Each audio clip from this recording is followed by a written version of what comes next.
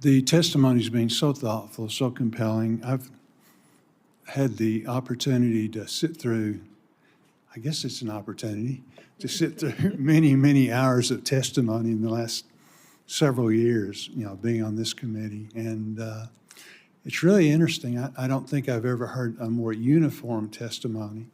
And across the board, you just demonstrate how difficult it is in rural America right now, doing what you do.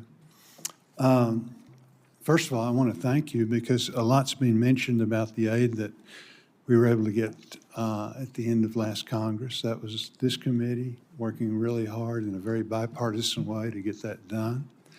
And that's great, but we couldn't have gotten it done without your organization stepping in and really applying the pressure that we needed for Congress to understand how difficult it was.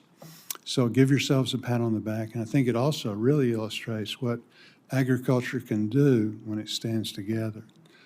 Jennifer, you mentioned, it being so tough, and yet you had a good yield.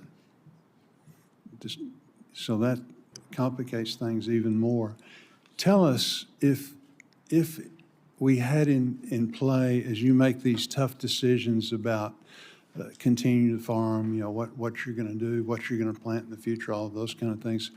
Tell us what impact it would have if you had in place a good, solid 5-year farm bill that you could count on that actually did provide risk management tools.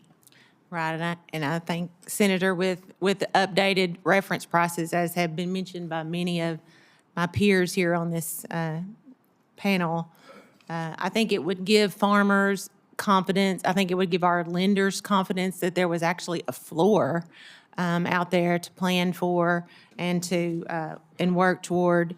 It's definitely just a risk management tool, and for those of us in rice, like you mentioned, we did have good yields, and even so, that was not enough to help us bridge the financial gap. So that 5-year contract, as we think, look to it, is very important to us, and as I stated, would hope that it could be in effect for the 2025 crop year with those updated prices.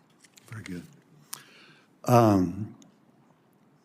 Jennifer's mentioned the PLC. Tell me, would any of you share your thoughts on the role that crop insurance has played in these recent years of depressed prices and extreme weather conditions? What should Congress be considering when it comes to crop insurance as far as trying to make improvement? Mr. Hartman. Well, definitely with these times, obviously, when you're putting out a corn crop, you've got a lot of expenses when it comes to fertilizer. So we definitely need to support higher levels of crop insurance. I myself take it that 75, 80%, but I think we need to get it to higher levels so we can support, because there's a lot more risk there right now when it comes to the costs of putting a crop out. Anybody else? I would add to that representing cotton, it's, even though it's a southern crop, it's a very diverse area. So you get on the coast, and there's the big risk of hurricanes and weather damage. You get in West Texas, huge risk of drought.